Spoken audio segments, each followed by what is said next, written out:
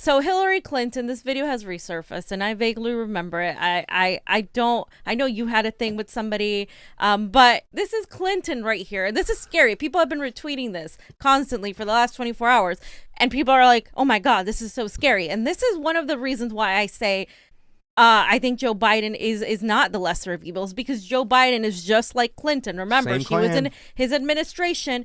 They will push a new Cold War with China. They're already doing it. Yeah. Let's listen to what she has to say, too. Gotcha. I got some comments about this. Yeah. So we're not going to go there. We're going to do what they tell us.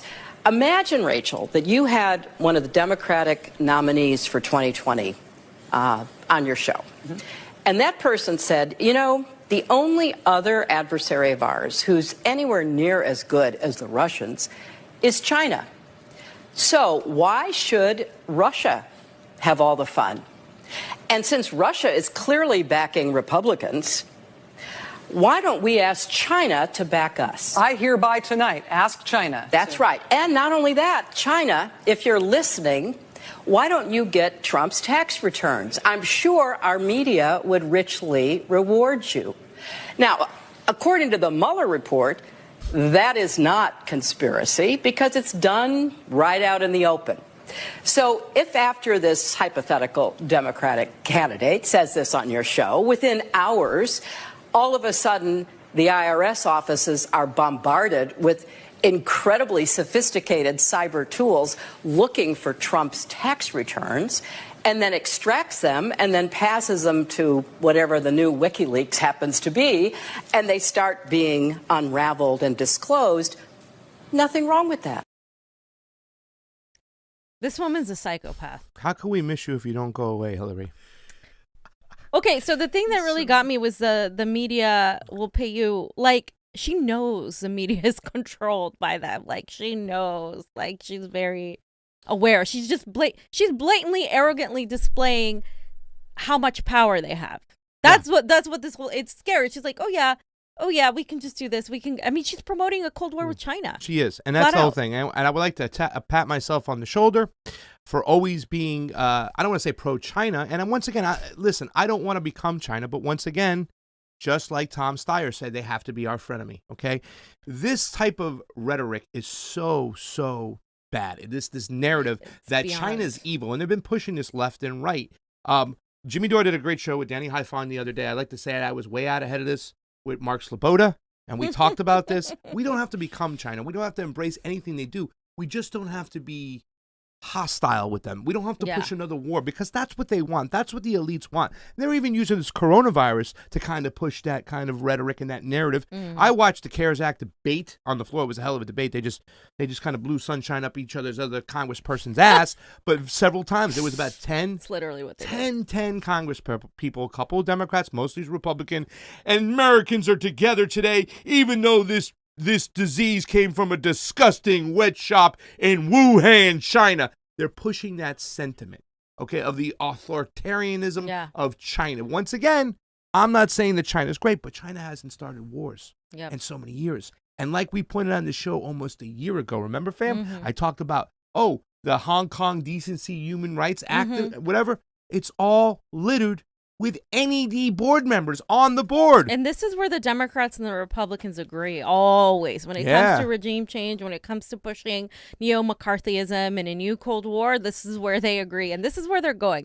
And she mentioned Russia and China, right? And these are the two people. I mean, China, let's be honest. China, a lot of shows had pointed it out, like the Libertarian Socialists and Space Cowboys show, Firefly, where they're speaking Chinese, because everybody's been predicting that China is going to be the new empire. They're middle class right now. The majority of the millennials there are able to already have homes.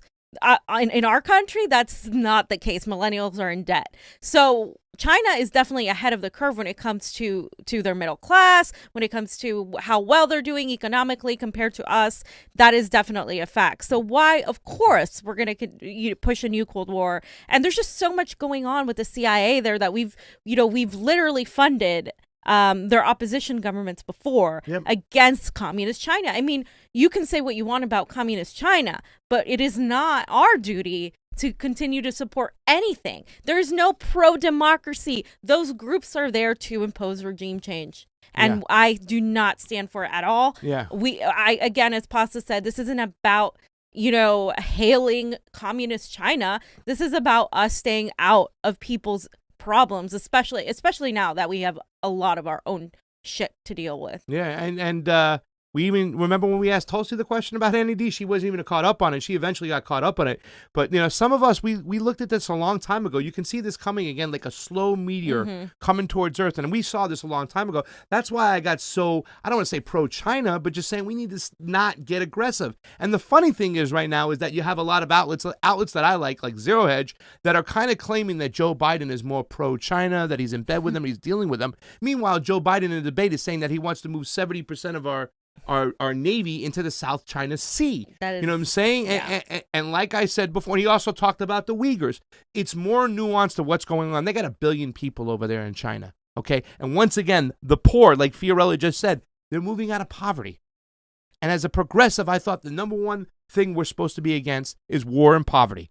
So, I mean, I would like us to just stay away from it, stay out of it, not get involved, and definitely not use the NED to pour gasoline on the fire of protests that are going on and taking a situation and just exasperating it.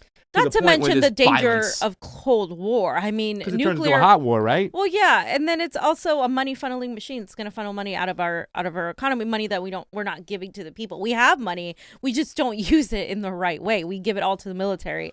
So again, this is, as Tulsi has mentioned it before, as a few other candidates running for Congress have mentioned it. China is the new Russia when it comes to the Cold War. Well, that's the thing. Even I talk about Flynn, and I don't want to sound like I'm pro Flynn. I think what they did to him was disgusting. General Flynn did call out Obama's administration when it came to Syria, but he wanted to pivot his energy and attention towards China himself, and that was the national security advisor for Donald Trump. So even, and it's like China, right? So even the Republicans, they're really bad when it comes to this. They look at China as the great enemy. They do. You know what I'm saying? Bigger than Russia now. This is where Donald Trump is actually hurting his chances. This is right here. Because if he continues with the anti-China rhetoric, he's going to lose a lot of the people that want him to stay out. Which group? The libertarians. Yes, he will. That's why Soraya Foss and all those other libertarians don't stay. The national security people, they don't, but that's why. They don't like this. There's a lot of libertarians I almost call myself a progressive. Well, there you go. Freudian slip, ladies and gentlemen. No, there are a lot of libertarians that were hoping that when Donald Trump became president, that at the very least, he'd be an anti-interventionist. Yeah. He always talked about the way he lied us, that Bush lied us into Iraq war, which was beautiful when Donald Trump did that to him in South Carolina in a debate. He lied about it. I was waiting for a Democrat to say that shit. And Donald Trump's got to say that shit. Yeah. But it seemed like he had this kind of libertarian, anti-interventionist mentality. This is also his little friends like Bolton and Lord Bolton. And the Mitch McConnells and those people, they're all they are hungry for war. And not to mention that she said the new WikiLeaks, whatever that is. Yeah, that sounds like they're gonna push a neoliberal WikiLeaks. Maybe they'll leak some info, but not the full story or something. Yeah, and then people will use it as fucking New York Times will start using it as a reliable source. Yeah, that's called co-option. This is what they're doing. This is where they're at right now. They're literally having a war against progressives, against anything progressive. They want to get their hands on it, tarnish it. Elizabeth Warren was a tool that they used to do that. Well, I told you she was done when she was walking around with Hillary Clinton. That's it. I don't know why people are glorifying Hillary Clinton and the Democrats that are glorifying Hillary Clinton and the Barack Obama crew. It's like you're exposing yourself. You're done. And that's why Dem exit is the only way to go.